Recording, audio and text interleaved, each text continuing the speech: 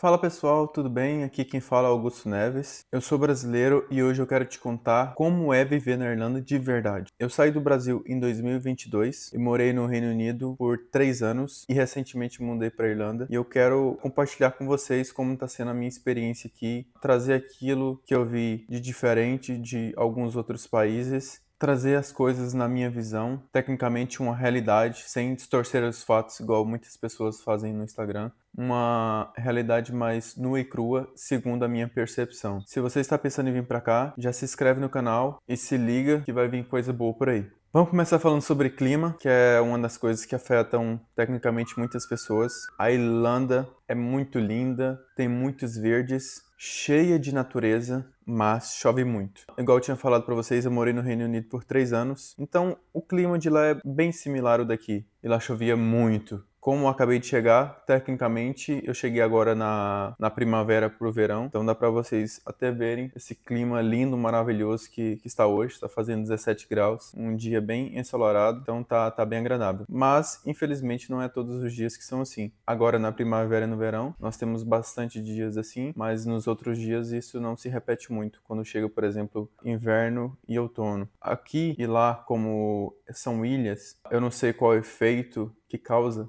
mas as nuvens geralmente são mais baixas e elas se movimentam numa velocidade muito mais rápida.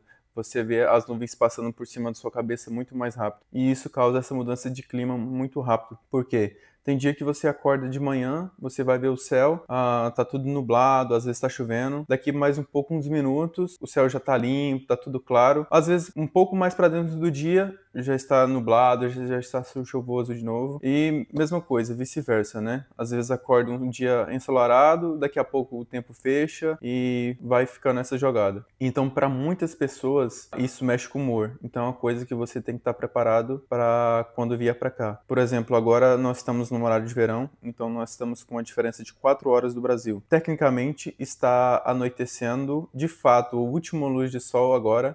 Vamos falar que a última luz de sol, segundo os aplicativos, está dando 9h30, mas até lá no finalzinho das 10 horas tem um restinho de sol ainda. Inclusive, vou deixar aqui o pôr do sol para vocês acompanharem como é. Hoje são 17 de maio de 2025, então temos 5 meses aí do ano já passado. Eu vou mostrar para vocês como é que tá esse pôr do sol aqui. Agora são exatamente 9h50 da noite e olha como está o céu ainda.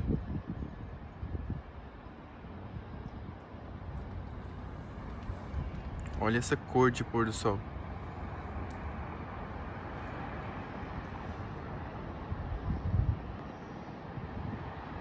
Vamos lá, outro ponto importante também, que é aluguel e moradia. Eu não diria que é difícil, mas eu diria que é caro. No momento eu estou morando em Dublin 1, que tecnicamente é uma região mais próxima da região central. E aqui, como eu falei para vocês, eu já morei no Reino Unido, então eu tenho um background para falar sobre a questão de edifícios. Muitas coisas são similares, mas tem algumas coisas que diferem.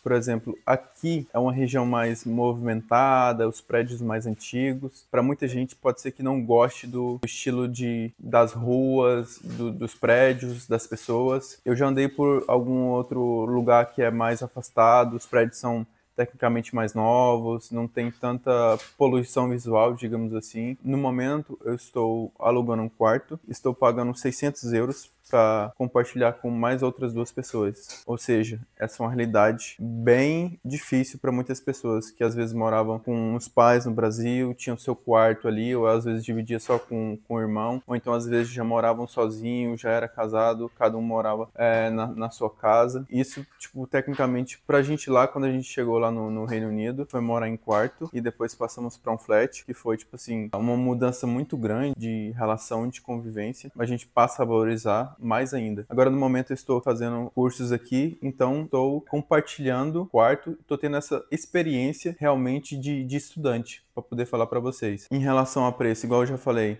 o valor que eu pago em um quarto compartilhado com 3 pessoas é 600 euros, que eu acho particularmente bem caro, e mais as contas adicionadas a isso. Atualmente nós estamos pagando 65 por mês só de energia, mas tem lugares que você paga gás, tem lugares que você paga taxa de lixo, algumas coisas a mais. Então é sempre importante estar verificando esses locais, visitando, tendo essa noção de tudo que você tem que pagar antes, não só o valor do aluguel. Igual eu falei, eu não diria que é difícil, mas eu diria que é caro. Por exemplo, aqui na região central, é muito difícil você achar um quarto sozinho, só para você, por esse mesmo valor. Às vezes você vai achar em locais mais afastados, às vezes 5, 10, 15 quilômetros distante do centro da cidade. Pode ser que encontre pelo mesmo valor, ou um pouco a mais, 700, 800, dependendo. E se você estiver olhando um flat ou um estúdio, eu diria que vamos pegar primeiro um quarto de casal. Eu diria que com as contas inclusas, ou então algum com as contas para você pagar, tá ali variando no dia de hoje entre 1.000 euros a 1.500 euros, que tecnicamente também é o mesmo valor para um estúdio flat. Então é importante ter essa orientação. Se você quiser, às vezes, vir sozinho ou acompanhado. Quando a gente fala de casa, se torna um pouco mais complicado e bem mais caro.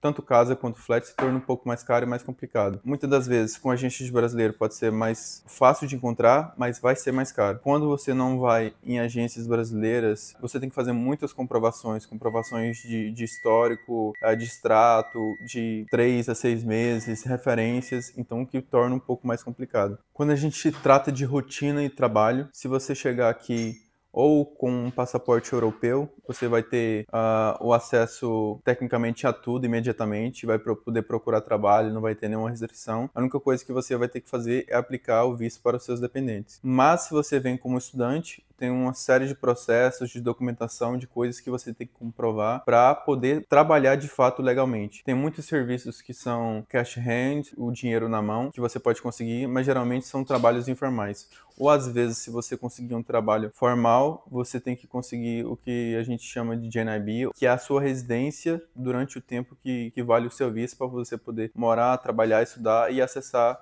também serviços públicos. Falando como estudante, tecnicamente, na teoria, você pode trabalhar 20 horas semanais, mas, em muitos casos, muitas pessoas trabalham mais que 20 horas semanais, chegando a trabalhar 40, 45 horas semanais e ainda estudando. Então, é uma jornada meio pesada, então depende do objetivo de cada um. Tem gente que vem, faz um intercâmbio só de um mês, volta, vai conhecer outro lugar. Tem gente que compra o curso que realmente dá o visto, que é de 6 meses de curso, mais 2 de férias, que completa 8 meses, que é o tempo do visto de estudante. Tem diversas rotinas, você tem que ver o que adapta melhor para você, mas geralmente o pessoal faz uma jornada de trabalho, geralmente estuda de manhã, trabalha de tarde, ou pega um serviço também à noite. Ou trabalha de manhã, estuda de tarde e pega mais um período de noite. Ou então só trabalha um período. Em relação a empregos, você pode conseguir emprego geralmente em restaurante, em limpeza, em pubs. São serviços que geralmente pega mais sem experiência, mas até hoje em dia eles já estão pedindo um pouco mais de experiência para algumas áreas. Você pode trabalhar 40 horas semanais no seu período de férias, é aqueles 2 meses finais, e você também pode trabalhar 40 horas semanais no verão. Agora tá chegando o verão, então, se não me engano, são de 3 a 4 meses que você pode trabalhar as 40 horas semanais. Na teoria, mas muita gente já está trabalhando essas 40 horas semanais sem mesmo poder. Se a sua intenção for ficar aqui, se esforce no seu trabalho, porque tecnicamente, dependendo da área, você pode ser contratado e continuar crescendo. Vamos lá. Em relação à cultura, os irlandeses geralmente são educados, eles são mais abertos a conversar. Em relação aos britânicos, eles são tecnicamente mais dispostos a te ajudar também. É claro que não vai ser aquele calor brasileiro que a gente está acostumado, mas tecnicamente eles vão sim estar dispostos a conversar, a te ajudar, dependendo do tipo de situação. E também tem uma comunidade brasileira aqui muito grande, que um vai ajudando o outro e vai crescendo, vai tirando dúvidas. Esse canal é um exemplo dele. Está aqui para te ajudar numa série de matérias que você precisar. Em relação à nossa comunidade brasileira, chega a ser até um pouco estranho. Às vezes você pensar, vou para um país da Europa, vou para Irlanda. E você chega aqui, você passa em cada esquina, você escuta alguém conversando português. Então, assim, é uma coisa que meio que você sai do Brasil, o Brasil ainda não saiu ainda. Parece que está ali presente ainda alguma coisa. Então, aqui tem muitos brasileiros, tem muita questão muitos mercados, muitos restaurantes brasileiros. Garanto que quando você chegar aqui, você vai sentir isso também. Minha opinião sincera em relação aqui. vale a pena, não vale? Na minha opinião, vale muito a pena, porque, igual eu falei, volto a repetir, morei lá 3 anos, eu e minha esposa tentou fazer diversos tipos de aplicação, tentou ficar legal no país, e infelizmente todos os métodos que a gente tentou não deu certo. E aqui é um local que dá muita oportunidade, seja de trabalho, seja de estudo. Conheço muitas pessoas que chegou aqui como estudante e conseguiram trabalho, e se foi desenvolvendo e já está aqui há alguns anos. Depois de 5 anos com a residência aqui, você pode obter o passaporte irlandês, que é um passaporte europeu, que é um passaporte forte, e também com esse passaporte irlandês, você pode morar no Reino Unido. Então, é um ganho em dobro, porque se você tecnicamente tem um passaporte da Itália, que é muito comum para os brasileiros, um passaporte espanhol, um português, tecnicamente você pode morar naqueles países da União Europeia. Mas agora, como nós já estamos depois de 2020, você não consegue mais aplicar para morar no Reino Unido. E com o passaporte irlandês, como eles têm alguns tratados, algumas negociações, você pode morar em qualquer país da União Europeia e também pode morar no Reino Unido. Em relação a visto, é muito mais fácil o acesso também, tanto para visto de estudante, tanto para visto de trabalho. Eu vim com foco de pegar um visto de estudante e depois adquirir um visto de trabalho, para assim passar esses 5 anos e obter esse passaporte. Então, na minha opinião sincera, vale muito a pena. É claro que durante esse processo não vai ser um conto de fadas. O que você precisa ter em mente é vir com os pés no chão e estar preparado para encarar, às vezes, um cenário diferente do que você está acostumado. Se você gostou desse vídeo, não se esqueça de se inscrever no canal, que vai ter sempre novas dicas, com mais atualizações, com coisas mais abrangentes nesse assunto, falando mais sobre aluguel, como você pode aplicar para o teu visto, que tipo de visto tem aqui, explorar depois aspectos da vida aqui, prédios, culturas, parques, lugares para sair e muito mais. Se você tem uma dúvida, já deixa aqui nos comentários e tamo junto. Até o próximo vídeo.